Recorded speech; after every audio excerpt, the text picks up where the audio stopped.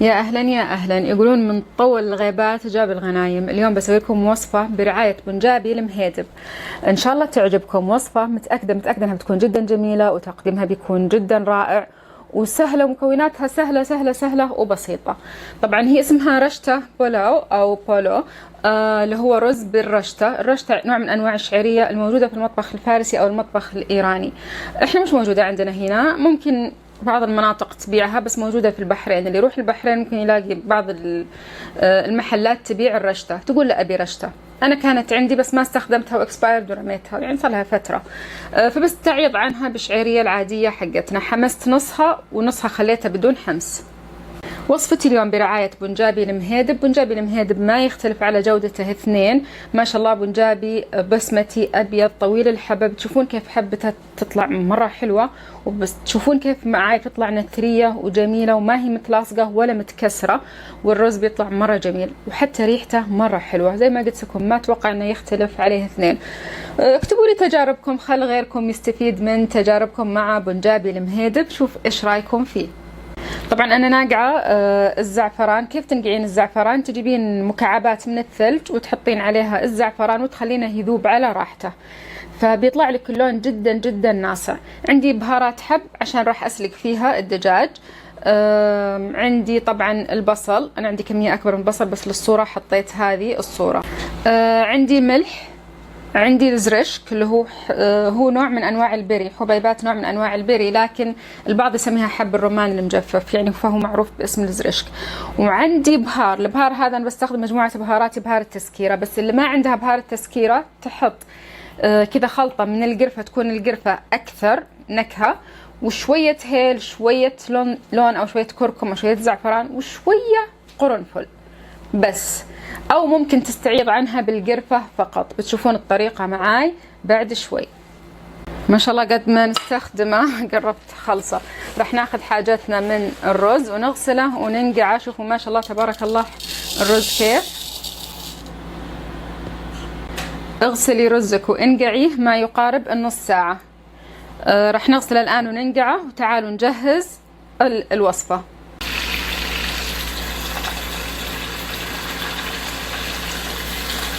راح الآن نسلق الدجاج سلق عادي بنات، سلق عادي، بس لاختصار الوقت راح أسلقه بقدر الضغط. بحط بصل وثوم وبهارات حب، قرفة وهيل وفلفل أسود وقرنفل، ونحط الملح، ونحط الموية تكون باردة مو حارة عشان ما تكش معانا الدجاجة، ونسلقه. بعد ما نسلق الدجاج بنات راح نحط له خلطة كذا من الزعفران والكركم واللون وكذا، ندهنها ونحمرها بالفرن. فالآن راح نسلق دجاجتنا. أول خطوة يا بنات حطيت الزبدة، حطيت شوية زيت ونسيحها. الزبدة مرة أطعم هنا. ممكن تستخدمون السمنة إذا أنتم مسوين سمنتكم يعني قاشدينها وخالصين. أنا والله قاشدة وخالصة عندي من أول يعني من الشتاء ما زالت. سخنت زبدتنا. راح نحط البصل. عندي طبعا كمية أكبر أنا من هذا البصل، بس نقطع الحين وأحطه. هنا البصل يا بنات نبغاه ياخذ له لون ما يبغى ياخذ له لون يعني، بس نبغاه يذبل ويبدأ يشقر شوية كرمل يعني. بعدين أعلمكم إيش راح أسوي فيه. طبعا راح يكون في مرحلتين. مرحلة ثانية بتكون فيها جزء من الرز، مو الحين، بعدين، لأن لسه ما سويت الرز. فقلت خليني أجهز الحشوة على ما الدجاجة تنسلق، لأن ودي أسوي الرز بماي سلق الدجاج، أحسه بيطلع أطعم. بس عادي لو سويتيه بماي عادي بدون سلق الدجاج. شوفوا هنا بدأ شوي يتكرمل أو طاير لونه، هو ما يعتبر يتكرمل لأنه في زيت، المفروض نكرمله بدون زيت فقط بالموية. بس عموما بدأ شوي اللون يتغير. أبي بعد شوي يشقر أكثر.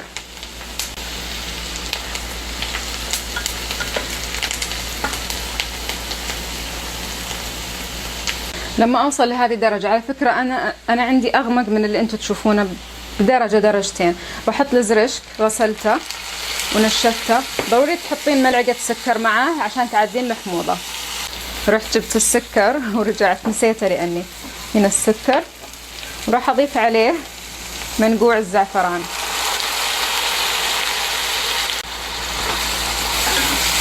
اخلط هذه المكونات كلها مع بعض يعني شويات بس تاخذ النكهة. شوفوا اللون كيف، بس زعفران ما حطيت ولا شيء.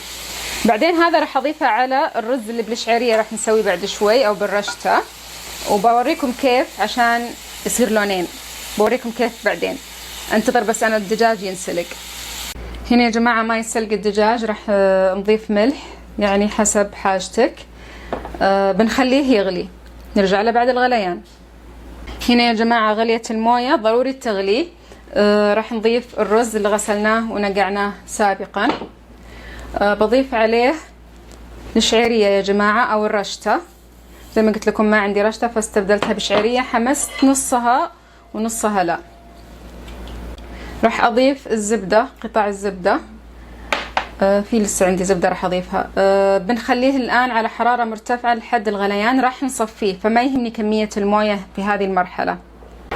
الان لما نوصل لهذه المرحله وتبدا الحفر تطلع راح اصفيه، مو اهدي الحراره زي ما دائما اعلمكم، لا راح اصفيها الحين واعلمكم ايش راح اسوي.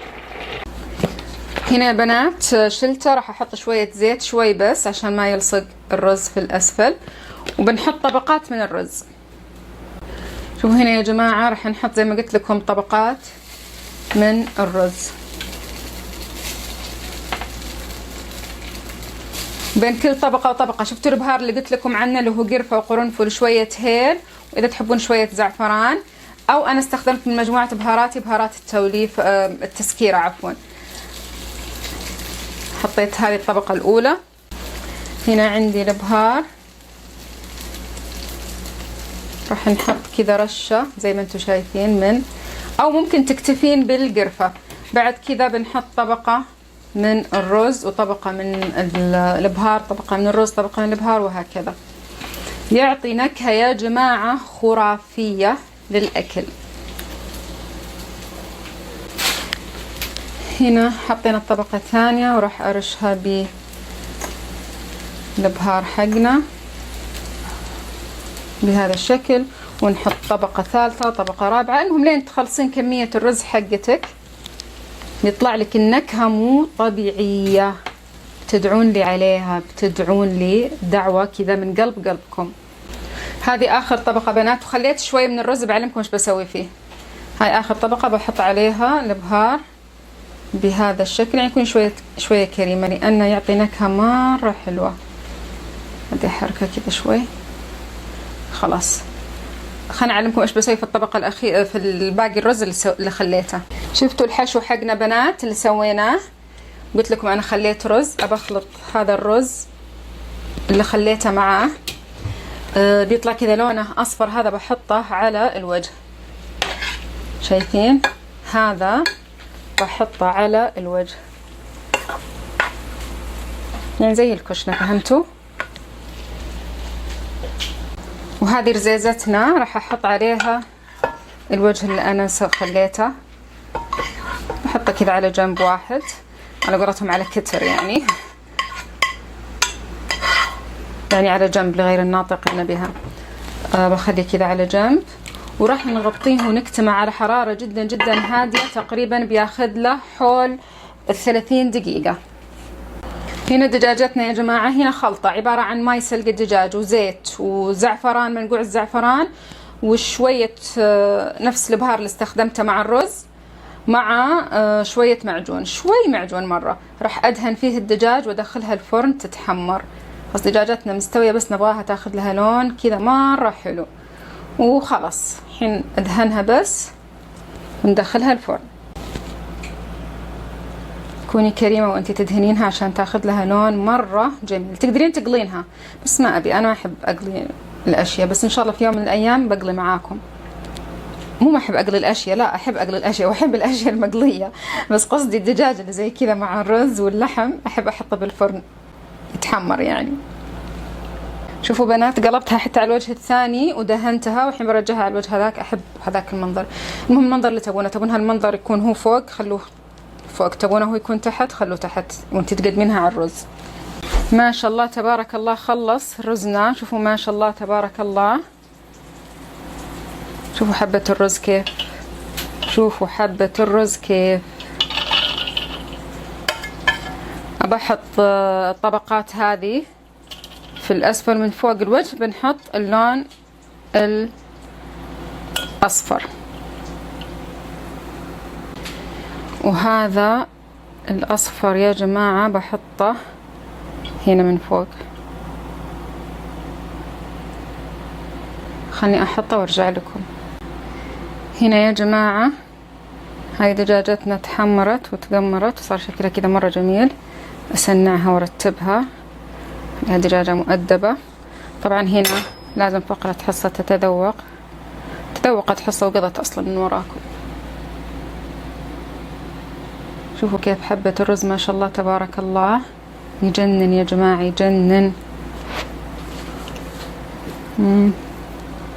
الطعم مجنون. خلينا نسوي له جلسة تصوير.